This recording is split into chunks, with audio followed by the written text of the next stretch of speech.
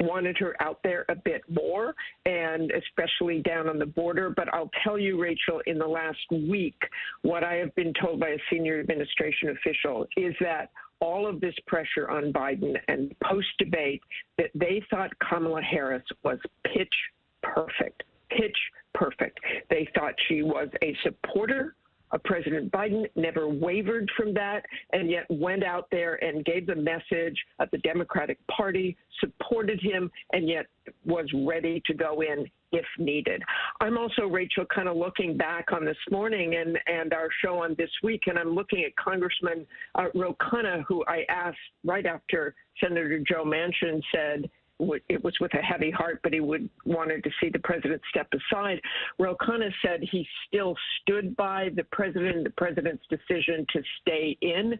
I talked to him about the polling, saying 61% of the voters in our national poll thought he should step aside. And he said, I've seen that polling. Here's the challenge. That polling was almost the same a year and a half ago. There's no question that voters don't like the fact that Joe Biden is 81, but he said, what I have not seen is a poll showing that another candidate, other than perhaps Michelle Obama, would clearly be the choice of the Democratic electorate.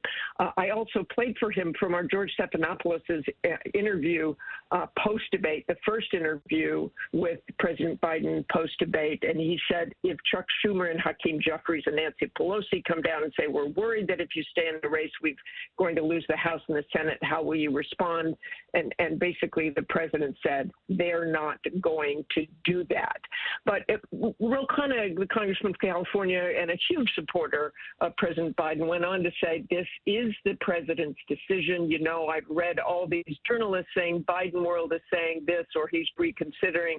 There are 3 or 4 people who actually have this decision: the president, his wife, a couple of close friends, and it's his decision about what he wants to do. And I trust him.